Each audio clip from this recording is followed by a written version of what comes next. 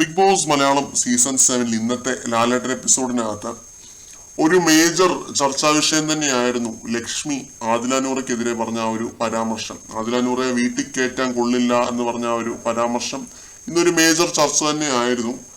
നാളെയാണ് ഒനീലിന്റെ ആ ഒരു കേസ് എടുത്ത് ചർച്ച ചെയ്യാൻ പോകുന്നത്. ഇതിൽ തന്നെ ലക്ഷ്മി എന്ന് പറയുന്ന ആ ഒരു കണ്ടസ്റ്റന്റിന്റെ ഗെയിം, അവരുടെ ക്യാരക്ടർ എല്ലാം എക്സ്പോസ് ആയി പ്രേക്ഷകരുടെ മുന്നിലേക്ക് ഒരു വളരെ നെഗറ്റീവ് രീതിയിലേക്ക് പോകുന്ന രീതി തന്നെയാണ് ഇത് ചെയ്തിരിക്കുന്നത്. കാരണം എന്താണെന്നറിയോ, അവിടെ ഇരിക്കുന്ന ആരും ലക്ഷ്മിയോട് യോജിക്കുന്നില്ല, ലാലേട്ടനും യോജിക്കുന്നില്ല.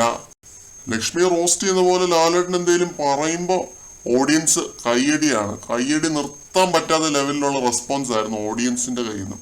ലക്ഷ്മി മാത്രം ഒരുമാതിരി ഏലിയനെ പോലെ, അന്യഗ്രഹ ജീവിയെ പോലെ അവിടെ നിന്നിങ്ങനെ സ്ട്രോങ് ആയിട്ട് നിൽക്കുന്നുണ്ട് കേട്ടോ. സ്ട്രോങ് ആയിട്ട് നിൽക്കുന്നില്ല എന്നൊന്നും പറയുന്നില്ല, സ്ട്രോങ് ആയിട്ട് നിൽക്കുന്നുണ്ട്, പറഞ്ഞ കാര്യത്തിൽ ഉറച്ചു നിൽക്കുന്നുണ്ട്. പക്ഷെ ലാലേട്ടൻ പറയുന്നത് എന്താണെന്ന് വെച്ച് കഴിഞ്ഞാൽ, എനിക്ക് നിങ്ങളോട് സംസാരിക്കാൻ ലജ്ജ തോന്നുന്നു എന്നൊക്കെ ഏതെങ്കിലും ഒരു സീസണിൽ ആരോടെങ്കിലും ഒക്കെ പറയുന്നത് നിങ്ങൾ കേട്ടിട്ടുണ്ടോ? ഇത് ആദ്യമായിട്ടാണ് ഒരാളോട് ഇങ്ങനെ പറയുന്നത്.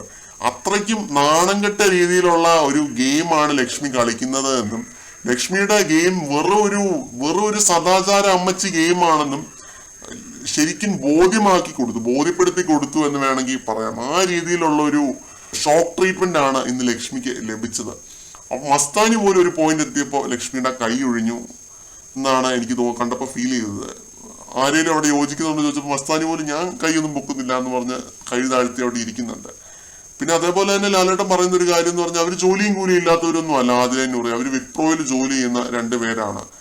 അതുകൊണ്ട് ഇവർക്ക് ചെലവിന് കൊടുക്കുന്നത് നിങ്ങളാണോ എന്ന് ചോദിക്കുന്നുണ്ട് ലക്ഷ്മിയുടെ അടുത്ത്. പിന്നെ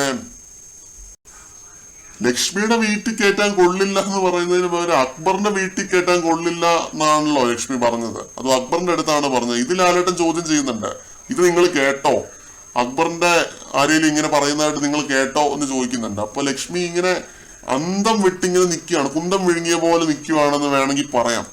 ലാലേട്ടൻ ആ ലെവലാണ് വരട്ടിയത് ഇന്ന് ലക്ഷ്മിയെ. ശരിക്കും ഒരു ഫീമെയിൽ കണ്ടസ്റ്റന്റിനെ ഇങ്ങനെ ലാലേട്ടൻ വരട്ടിയായിട്ട് ഞാൻ കണ്ടിട്ടില്ല. അത് പറയുന്നുണ്ട്, ഞാൻ ഇവരെ വീട്ടിൽ കയറ്റും, എന്റെ വീട്ടിലൊക്കെ ഞാൻ കേട്ടു, നിങ്ങൾ വന്നോളൂ എന്ന് പറയുന്നുണ്ട് ആദിലയുടെ നൂറയുടെ അടുത്ത്. അവര് പാവങ്ങൾ അവിടെ നിൽക്കുകയാണ് കേട്ടോ. 2 പേരുടെയും മോഹം കണ്ടപ്പോൾ എനിക്ക് ശരിക്കും വിഷമം തോന്നി. അവര് നൂറൊക്കെ ഇങ്ങനെ കരയുകയാണ്. ഇവരുടെ സെക്ഷുവാലിറ്റി അല്ലേ ഇങ്ങനെ ഈ ഒരു പബ്ലിക് പ്ലാറ്റ്ഫോമിൽ ഇത്രയും വലിയൊരു ചർച്ച ആവുന്നത്. 2 പേരും എന്താണ് നെവിൻ പറഞ്ഞ പോലെ ഇവരെ ലെസ്ബിയൻ കപ്പിൾസ് എന്ന് പോലും എനിക്ക് വിശേഷിപ്പിക്കാൻ ഒരു താല്പര്യമില്ല. ജസ്റ്റ് കപ്പിൾസ് അങ്ങനെ മതി. അല്ലാതെ നോർമൽ ആളുകൾ തന്നെയാണ്. നോർമലൈസ് ചെയ്യാൻ പാടില്ല എന്നൊക്കെ പറയുന്നത് എന്ത് നിയമമാണ്? ഇവരാണോ നിയമം ഉണ്ടാക്കുന്നത്? ഇവിടുത്തെ നിയമവ്യവസ്ഥ അംഗീകരിച്ചിട്ടുള്ള കാര്യങ്ങൾ തന്നെയാണ് ഇതൊക്കെ. അപ്പോൾ ഇവര് നോർമൽ ആളുകൾ തന്നെയാണ്, നോർമൽ രീതിയിൽ തന്നെയാണ് ഇവർ പെരുമാറുന്നത്, നോർമൽ മനുഷ്യർ തന്നെയാണ്. ആ കൂട്ടത്തില് ഇവരെ ഇതേപോലുള്ള ചില അന്യഗ്രഹ ജീവികൾ ഉണ്ടെന്നുള്ള ഒരു കാര്യമല്ലാതെ വേറെ വലിയൊരു കുഴപ്പമൊന്നുമില്ല. ഈ അന്യഗ്രഹ ജീവികളാണ് പ്രശ്നം, അല്ലാതെ ഈ പാവപ്പെട്ട ഈ നാദിലെ നൂറയൊന്നും അല്ല ഈ സമൂഹത്തിലെ പ്രശ്നം. ഇതേപോലുള്ള വിഷസർപ്പങ്ങളാണ് പ്രശ്നം. അതാണ് നമ്മൾ ഓഡിയൻസ് മനസ്സിലാക്കേണ്ടത്. അതാണ് കുറെ തവണ ലാലേട്ടൻ ഇങ്ങനെ ഓരോന്ന് പറഞ്ഞ് ഇവര് തെറ്റുപറ്റിപ്പോയെന്ന് സമ്മതിക്കുന്നില്ല. ഒന്നാമത് തെറ്റുപറ്റിപ്പോയെന്ന് സമ്മതിക്കാനുള്ള ഒരു വിവരം പോലും ഇല്ലെന്നാണ് തോന്നുന്നത്. അത് സമ്മതിക്കുന്നില്ല.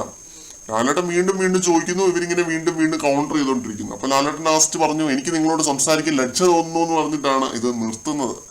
അതെന്തായാലും എനിക്ക് കണ്ടപ്പോ എനിക്ക് വല്ലാത്തൊരു സന്തോഷം തോന്നി. കാരണം എന്താണെന്ന് വെച്ച് കഴിഞ്ഞാൽ, ഒരു മര്യാദയൊക്കെ വേണ്ട ഒരു പബ്ലിക് പ്ലാറ്റ്ഫോം വന്ന് നിന്ന് ഇങ്ങനെയുള്ള തോന്നിവാസങ്ങൾ വിളിച്ചു പറയുമ്പോൾ പറഞ്ഞത് തെറ്റാണെന്ന് ബോധ്യപ്പെടുന്നില്ല. ലാലേട്ടൻ അത്രയും വലിയൊരു മനുഷ്യൻ വന്നതെന്ന് പറഞ്ഞിട്ട് പോലും ഇത് ബോധ്യമാവുന്നില്ല. അപ്പോൾ കുറഞ്ഞ പക്ഷം ലാലേട്ടൻ ഇത്രയും പറയണ്ടേ, എനിക്ക് നിങ്ങളോട് സംസാരിക്കാൻ ലജ്ജ തോന്നുന്നു എന്നെങ്കിലും ലാലേട്ടൻ പറയണ്ടേ. അങ്ങനെയും പറഞ്ഞില്ലെങ്കിൽ അത് മോശമല്ലേ. എന്തായാലും ഞാൻ ഇത്രയൊക്കെ പ്രതീക്ഷിച്ചിരുന്നുള്ളൂ ലാലേട്ടന്റെ അടുത്ത് നിന്നും.